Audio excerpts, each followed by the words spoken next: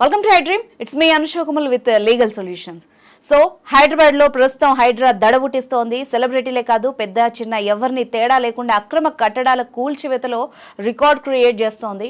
మరి ఇలాంటి సందర్భంలో ఇప్పటికే దుర్గం చెరువుకు సంబంధించి 4 కాలనీల్లో ఆల్మోస్ట్ 200 పైన ఇళ్ళు ఏవైతే ఉన్నాయో నిర్మాణాలకు ఆల్రెడీ నోటీసులు ఇచ్చింది.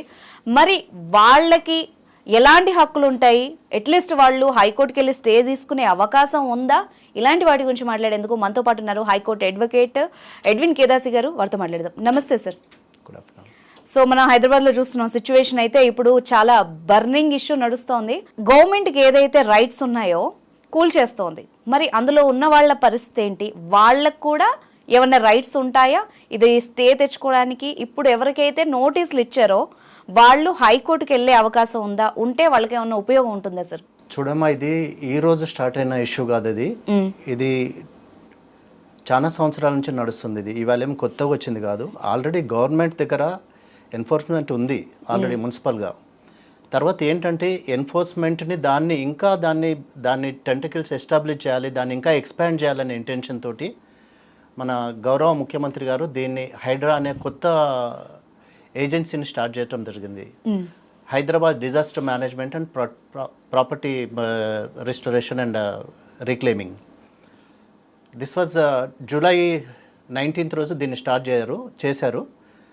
జీవో నంబర్ 99 ప్రకారం దీన్ని ఎస్టాబ్లిష్ చేసినారు. దీంట్లో ఏంటంటే ఎక్కడైతే ల్యాండ్స్ ఎంక్రోచ్ అయినాయో చిన్న పెద్ద తారతమ్యం లేదు, గొప్పవాళ్ళు పేదవాళ్ళు తారతమ్యం లేదు. ఎవరైతే ఇప్పుడు ఒక ప్రాపర్టీ ఒక 2.5 కోట్లకు పోయే ప్రాపర్టీ ఈరోజు అది ₹1 కోటి ఇస్తా అంటున్నాడు బిల్డర్. మన స్వార్థం కూడా ఉంటుంది దాంట్లో. 2.5 కోట్ల ప్రాపర్టీ వాళ్ళ ₹1 కోటి వస్తుందని చెప్పేసి మనం కూడా కొంత స్వార్థంతో దాన్ని మనం కొనటం జరిగింది, దాన్ని రిజిస్ట్రేషన్ చేసుకోవడం జరిగింది, దాని పొజిషన్ తీసుకోవడం జరిగింది, దాంట్లో ఉండటం జరిగింది. కానీ గవర్నమెంట్ ఏంటంటే public safety and public welfare is more important than anybody's personal interest. Public ప్రయోజనం జరిగేది, పబ్లిక్ దీంట్లో గెయిన్ ఉంది అనుకున్న దాంట్లో దానికి అది ఇంపార్టెంట్ గవర్నమెంట్కి. తప్పితే దాంట్లో ఎవరున్నారు, నాగార్జున ఉన్నాడా, లేకపోతే వేముల వెంకటరెడ్డి ఉన్నాడా, లేకపోతే ప్రశాంత్ రెడ్డి ఉన్నాడా, పొలిటీషియన్ ఉన్నాడా, లేకపోతే పాపర్ ఉన్నాడని కాదు అక్కడ. ఆ ఇంటెన్షన్ తోటే ఈ హైడ్రా అనే కొత్త దీన్ని ఏజెన్సీని స్టార్ట్ చేయడం జరిగింది. దానికి మన రంగనాథ్ గారిని దాన్ని కమిషనర్గా అపాయింట్ చేసినారు. ఆయన ఏంటంటే he is a very efficient officer, without any bias and without any prejudice లేకుండా. ఆయన ఇప్పుడు వరంగల్లో జరిగిన ఒక రేప్ అండ్ మర్డర్ కేసు కానీ, లేకపోతే క్వశ్చన్ పేపర్ లీకేజ్, ఇది కూడా ఆయన సార్ట్అవుట్ చేసిన police officer. He's very dynamic and very efficient. So ఆయనను తీసుకొచ్చేసి ఆయన ఆధ్వర్యంలో ఈ హైడ్రా అనే ఏజెన్సీని చేయడం జరిగింది. This was established on July 19th రోజు విస్తృత అధికారాలు ఇచ్చినారు. మన రంగనాథ్ గారు డైరెక్ట్ ఆయనకే ఎవరికి చీఫ్ మినిస్టర్ గారికి రిపోర్ట్ చేస్తారు. దీంట్లో ఎటువంటి ప్రెజుడీస్ లేకుండా, ఎటువంటి తొందరలు లేకుండా, ఎటువంటి ఫోర్స్ తీసుకోకుండా, అంటే ఎటువంటి దీనికి కూడా ఇన్ఫ్లుయెన్స్ కాకుండా తను యాక్ట్ చేయగలడు అనే ఇంటెన్షన్ తోటి చీఫ్ మినిస్టర్ గారు దీన్ని ఎనాక్ట్ చేయడం జరిగింది. దీంట్లో ఏంటంటే ప్రతి ఒక్కళ్ళు కూడా నోటీసులు ఇచ్చినారు, ప్రతి ఒక్కళ్ళు కూడా దాంట్లో అందరూ అవేర్ అయ్యి ఉన్నారు. దీంట్లో మాకు తెలియదు, లేకపోతే మేము ఇగ్నోరెంట్, లేకపోతే మాకు ఈ సమస్య మీద మాకు అసలు అవగాహన లేదు అని చెప్పడానికి ఎక్కడ ఎవరికి రైట్ లేదు. ఇప్పుడు ఫర్ ఎగ్జాంపుల్ నాగార్జున గారిదే తీసుకుంటే 2014 నుంచి కూడా ఆయనకు నోటీసులు సర్వ్ చేసినారు, ఆయన స్టే తీసుకున్నారు, అన్ని చేసుకున్నారు. కానీ అక్కడ జరిగింది ఏంటి అంటే ల్యాండ్ వాల్యూ పెరగటం, the boom of the market, real estate boom. ఇవన్నీ ఏంటంటే ఎక్కడనో నాకు ఇంత ప్లేస్ ఉంటే చాలు హైదరాబాద్లో, లేకపోతే ఒక 100 స్క్వేర్ యార్డ్స్ ఉంటే చాలు, లేకపోతే నాకు ఒక ఇల్లు ఉంటే చాలు అనే ఇంటెన్షన్ తోటి పబ్లిక్ అవన్నీ ఆలోచించకుండా, అంటే ఈ లెవెల్లో వస్తుంది, ఇక్కడ దాకా వస్తుంది అని ఎవరు యాంటిసిపేట్ చేయలేదు, ఎవరు ఎక్స్పెక్ట్ చేయలేదు. అంటే ఈ ఎక్స్టెండ్కి దీన్ని తీసుకుంటుంది గవర్నమెంట్, ఇంత ర్యాపిడ్గా దీని మీద ముందుకు పోతుంది ఎక్స్పెక్ట్ చేయలేదు. ఎక్స్పెక్ట్ చేయకుండా ఏంటంటే వచ్చినప్పుడు చూసుకుందామని ఒక లీనియంట్ నేచర్, లీనియంట్ బిహేవియర్. వస్తే చూద్దాంలే, వచ్చినప్పుడు చూద్దాంలే, వస్తుందా అక్కడ దాకా, వస్తే మేనేజ్ చేద్దాంలే. హైదరాబాద్ యాటిట్యూడ్ ఏంటంటే, ఇప్పుడు నా డౌట్ ఏంటంటే ఇప్పుడు ఎవరైతే బాధితులు అని హైకోర్టుకు వెళ్తున్నారో వాళ్ళని కోర్టు ఏ దృష్టితో చూస్తుంది, వాళ్ళకి నిజంగా స్టే ఇస్తుందా? ఒకటి అనుష, ఇప్పుడు దీంట్లో వీళ్ళు ఏమంటున్నారంటే ఎవరైనా కూడా కోర్టును అప్రోచ్ అయ్యే వాళ్ళు, లేకపోతే కోర్టు నుంచి రెమెడీ అడిగే వాళ్ళు, లేకపోతే కోర్టు రిడ్రెసల్ అడిగే వాళ్ళు ఏమంటున్నారంటే మాకు ఇంటిమేషన్ లేదు, మాకు ఇన్ఫర్మేషన్ లేదు, మాకు ఇన్ఫార్మ్ చేయలేదు అని అంటున్నారు. ఓకే. కానీ ఇక్కడ సుప్రీంకోర్టు గైడ్ లైన్స్ ప్రకారం ఏంటంటే అది ఎప్పుడైతే పబ్లిక్ కొరకు పనికొచ్చేది ఉందో, ఎప్పుడైతే పబ్లిక్ ప్రజా ప్రయోజనాల కోసం ఎప్పుడైతే అది పనిచేస్తుందో దానికి గైడ్ లైన్స్ కూడా అవసరం లేదు, దానికి ఎట్లాంటి నోటీస్ ఇవ్వాల్సిన అవసరం లేదని సుప్రీంకోర్టు గైడ్ లైన్స్ ఉన్నాయి. ఓకే. సో దాంట్లో నోటీస్ ఇవ్వాల్సిన అవసరం లేదు.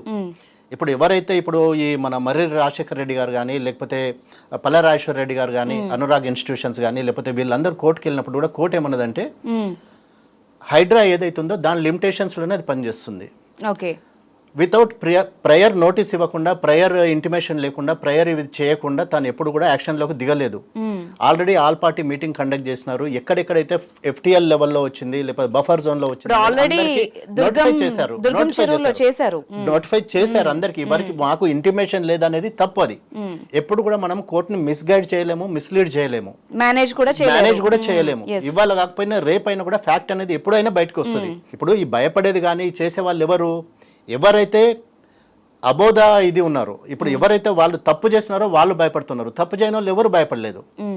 రైట్? తప్పు చేసిన వాళ్ళే భయపడుతున్నారు, తప్పు చేయని వాళ్ళు ఎవరు భయపడలేదు. ఇప్పుడు ఫర్ ఎగ్జాంపుల్ తీసుకుంటే గండిపేటలో కొన్ని ఫామ్ హౌసెస్ ఉన్నాయి, గండిపేటలో కొన్ని విల్లాస్ ఉన్నాయి. ఆ గండిపేట నుంచి వచ్చే వేస్టేజ్, హ్యూమన్ వేస్ట్ మొత్తం గండిపేట లేక్లోకి విడిచిపెడుతున్నారు. అది ఎంతవరకు కరెక్ట్ అమ్మా? అది హ్యూమన్ వేస్ట్ అనేది దాన్ని త్రూ ప్రాపర్గా దాన్ని ఇది చేయాలి, డిజాల్వ్ చేయాలి. కానీ ఏం చేస్తున్నారు, ఆ వేస్టేజ్ అంతా మొత్తం తీసేసి దాంట్లో కలుపుతున్నారు. ఇప్పుడు అక్బరుద్దీన్ ఓవైసీ గారు వారేదో అన్నారట నిన్న, వాళ్ళు ఏదో థ్రెటన్ చేసినారు లేకపోతే వార్న్ చేసినారు అన్నారు. వాళ్ళ ఇంజనీర్ వాళ్ళ కాలేజ్ నుంచి, ఫాతిమా కాలేజ్ నుంచి వచ్చే వేస్ట్ మొత్తం ఆ చెరువులో కలుస్తా ఉంది. How far it's genuine and దాన్ని ఎంతవరకు మనం సమర్థించగలము? నేను అదే మాటకు వస్తున్నా మళ్ళీ. ఏంటంటే ప్రజా ప్రయోజనాలు మనిషి వ్యక్తిగత ఇంట్రెస్ట్ కన్నా ఎక్కువ ఇంపార్టెంట్ ఇక్కడ. ఎనీ గవర్నమెంట్లో లేకపోతే ఏదైనా వ్యవస్థలో కూడా ప్రజా ప్రయోజనాలు ఎక్కువ ఇంపార్టెన్స్ ఉంటుంది అక్కడ. ఒక వ్యక్తి ఇంట్రెస్ట్ లేకపోతే వ్యక్తి సొంత లాభం అనేది అక్కడ చూడదు. కోర్టు దృష్టిలో అయినా లేకపోతే పబ్లిక్ దృష్టిలో అయినా ఎప్పుడైనా కూడా. ఇప్పుడు కె లక్ష్మణ్ గారు వీళ్ళు అప్రోచ్ అయినప్పుడు ఏమన్నారంటే ద హైడ్రా హైడ్రా ఎవరి మీద పడుతుంది? Unauthorised constructions, illegal constructions. మీరు ఇల్లీగల్ కన్స్ట్రక్షన్ చేసినప్పుడు మీరు కోర్టుకు వెళ్తారు. మీరు కరెక్ట్ ఉన్నప్పుడు, అన్ని కరెక్ట్ ఉన్నప్పుడు వెళ్ళరు కదా. ఇప్పుడు 200 ఫ్లాట్స్ చిత్ర లేఅవుట్ లో 200 విల్లాస్ కి లేఅవుట్ కి దానికి ఇచ్చినారు అని అన్నారు. వాళ్ళందరూ ఏం చేసినారు, ఫస్ట్ ఫ్లోర్ కి ఒక దానికి పర్మిషన్ తీసుకున్నారు, దాని మీద 3 ఫ్లోర్స్ రైజ్ చేసినారట. మరి అట్లాంటప్పుడు అది అనాథరైజ్డ్ కదా. ఇప్పుడు మీరు గవర్నమెంట్ ను మిస్లీడ్ చేసినారు, ప్లస్ మున్సిపాలిటీ మిస్లీడ్ చేసినారు. ఎవరు ఆఫీసర్స్ ఉన్నారు, ఆఫీసర్స్ ఎవరైతే మీరు ఆఫీసర్స్ని బ్రైబ్ చేసి మీరు తీసుకున్నారు, ఇప్పుడు ఈ ఆఫీసర్ వచ్చి మీ దగ్గర నిలబడాడు కదా. ఇప్పుడు ఓకే మీరు బ్రైబ్ చేసినారు, బిల్డర్ బ్రైబ్ చేసి ఉండొచ్చు, లేకపోతే మనమే ఒక పర్సనల్ ఇండివిజువల్ కెపాసిటీలో బ్రైబ్ చేసి ఉండొచ్చు, చేసి పర్మిషన్ తీసుకొని ఉండొచ్చు. కానీ at the end of the day ఎవరు సఫర్ అవుతున్నారు? అక్కడ ఆఫీసర్ కాదు కదా. ఆఫీసర్ ఉంటాడు, ఇవాళ ఉంటాడు ఆఫీసర్, రేపు వెళ్ళిపోతాడు. కానీ సిస్టమ్ విల్ రిమైన్ కదా. సిస్టంలో నువ్వు తప్పు చేసినప్పుడు you are liable to take punishment కదా. ఇప్పుడు మీరు ఎప్పుడైతే తప్పు చేస్తున్నారో, తప్పు చేసినప్పుడు మీకు పనిష్మెంట్ అనేది రెడీ ఉంటుంది అవతల. ఇవాళ కాకపోయినా రేపైనా you have to face it. కానీ ఇప్పుడు ఇంత తొందరగా వస్తుంది లేకపోతే హైదరాబాద్లో ఇది జరుగుతుందని ఎవరు ఎక్స్పెక్ట్ చేయలేదు. ఇప్పుడు ఆల్రెడీ మన రంగనాథ్ గారు తన కమిషన్ రిపోర్ట్ సబ్మిట్ చేశారు. ఇప్పటికీ 43 acres ఆఫ్ ల్యాండ్ నేను రికవర్ చేసినాము ఫ్రమ్ ద ఎంక్రోచర్స్ అని చెప్పేసి. అంటే ఎంత పెద్ద అచీవ్మెంట్ అమ్మా ఇది. ఇట్స్ విత్ ఇన్ ఒక 1 month పీరియడ్లో.